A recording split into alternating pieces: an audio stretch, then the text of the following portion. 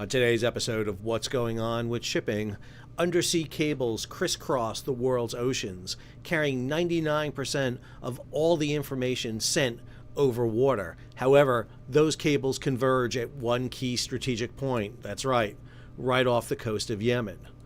Will the Houthi attack the internet? I'm your host, Sal Mercogliano. Welcome to today's episode. So this is a terrible scenario that's being played out on the news and unfortunately across the internet.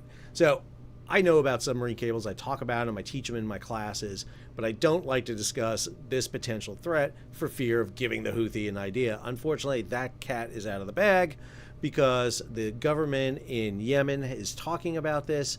The media is talking about it. It's all over the internet. So once it's out, I feel kind of safe to talk about it. But I want to let you know, be educated about it, because if all of a sudden the internet goes down between Europe and Asia, this is why. We like to think that when we use our good old cell phones and communicate with people, we think that we're calling, via satellite or something, but that's not true. In truth, your phone is just connected to a cell phone tower. That cell phone tower is connected to another cell phone tower, even though it may be continent away across oceans. There is a thin cable that connects those fiber optic cables, which actually aren't that thin, but they are connected together by string. And we really haven't changed that since 1858, when the first submarine cable was bridged across the Atlantic Ocean. We're going to look at the story, what may be the potential here for the Houthi, and what is the history behind this. If you're new to the channel, take a moment, subscribe to the channel, and hit the bell so you'll be alerted about new videos as they come out. This site is aptly titled www.submarinecablemap.com, and it shows you all the underwater cables that exist. You can see how the entire world is strung together by these thin cables across the Atlantic, across the Pacific. But the one we want to look at is right here off the coast of Yemen. And you can see all these European cables coming through the Strait of Gibraltar, through the Mediterranean, across Egypt, down the Red Sea, and all the way down here to right off the coast of Yemen, where we're seeing these attacks. Nearly 20 cables are laid out across the Gulf of Aden, and a similar amount, a little bit less, across the Red Sea, all coming together here at the Bab el-Mandeb. Everybody take your drink. This is not a ideal situation, obviously, because while we keep talking about trade and ships coming through, we should also be talking about communication and information, because the internet, as derived here, has a key role to play. One of the best defenses these underwater cables have is the depth that they're at.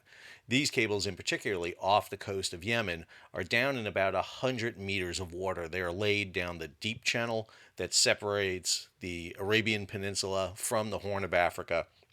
So 300 feet down, the Houthi would require a larger vessel with winch and cables to be able to hoist this up. This is not a few people in a boat with a hook and a rope just hoisting up 300 feet of cable and then chopping them in half. This would be a fairly large operation, easy to be seen, and hopefully the navies are monitoring for such vessels in their operation. And once one cable was cut, it would be very difficult for the Houthi to commence an operation to cut multiple cables. Here's the story over in Business Insider, and there's a slew of these that are out now that are communicating and talking about this. The Houthi could cut undersea global internet cables, minister warned. Yemen's UN-recognized government, this is the government down in Aden, said that there is a serious threat to global digital infrastructure. The Houthis have previously disavowed this notion that they wouldn't attack this. However, they may not have the technology to reach the cables. The example of that comes from the BBC. Back in 2017, on the 100th anniversary of World War I, lots of stories about World War I were being discussed. But this one, how Britain pioneered cable cutting in World War I. After Britain declared war in August of 1914, they sent out a Royal Mail ship, the Alert. And this cable ship, the Alert, went out into the English Channel, right in the Straits of Dover, threw out some gear, and was able to fish up 5 cables that belonged to the Imperial German government. They sawed through them, cutting Germany off from its overseas colonies and its ability to communicate with its ships on the high seas. This ability to sever cables is not new. We've seen this happen before. The island of Tonga, for example, has been subjected to 2 cable cuttings within the last decade. One was due to a ship dropping an anchor, severing the cable. The second was because of a volcanic explosion that severed the cable to the island. Now, what goes through the region in and around Yemen is about, again, 20 cables, all of them vitally essential to maintaining the flow. Now, if you cut those cables, we will still have communication around the planet. You would have to put that load onto other cables, and there may be brownouts and inactivity where you cannot communicate as normal. This is really essential for communication between Europe, Africa, and Asia more than anything else. Now, understand the history behind this and why cables are so important. As far back as 1858, we had the first transoceanic cable, with a cable being laid from Newfoundland to Ireland. Now, other cables had been laid in the past, but those cables had been fairly small and across things like the English Channel. However, in 1858, you saw the construction of this new cable.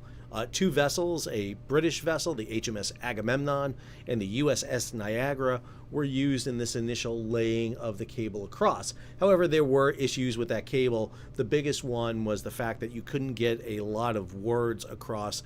The reception was terrible, and as you amped up the power, the line eventually corroded and broke. And so the cable did not last very long. It isn't until after the Civil War that we see the change. 1865, the Great Eastern, the largest ship at the time ever built by Isambard Kingdom Brunel, was used to lay a cable across. It initially laid one cable, but that cable broke 600 miles off the coast of Newfoundland. It laid a second cable across, and then was actually able to fish up the first cable and hook up another cable.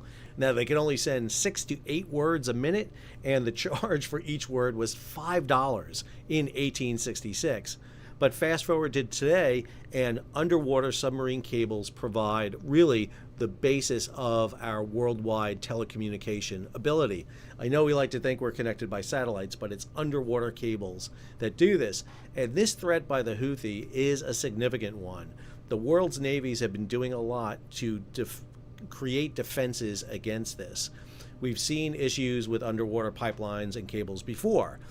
We had a cable strike off the coast of Southern California during the supply chain crisis.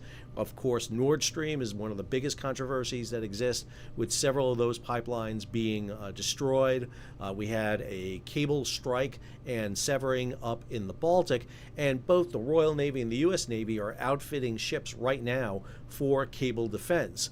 The British have a new ship, and the U.S. has a ship, the Petrel, which is the old ship used by Paul Allen of Microsoft that was used for underwater research. This ship suffered damage in the dry dock up in Scotland. You can check out the story here. It is down in a shipyard in Tampa right now being fixed. However, defending against cables is a really tough proposition because they are obviously thousands of miles long, and it doesn't take much to earth them up. I mean, literally all you need is a rope, a hook, and a saw, and you're good to go. You need a boat too. But there's not a lot to prevent this from happening. And if the Houthi do this, this could impact global trade in a way that's potentially more significant, because now you're talking about the flow of information across the world. Understand, what makes us such a dynamic society is our ability to communicate across multiple continents in almost instantaneous fashion. And severing these cables will not obviously create the entire blackout of the world by any means, even if all those cables should be cut. There are other cables, but it will slow down severely and require new cables to be laid, which would be expensive. I hope you enjoyed today's episode. If you did, hey, take a moment, subscribe to the channel and hit the bell so you'll be alerted about new videos as they come out. Leave a comment, share it across social media, and if you can, support the page. How do you do that? You can hit that super thanks button down below, or head on over to Patreon and become a monthly or yearly subscriber. Until our next episode, this is Sal signing off.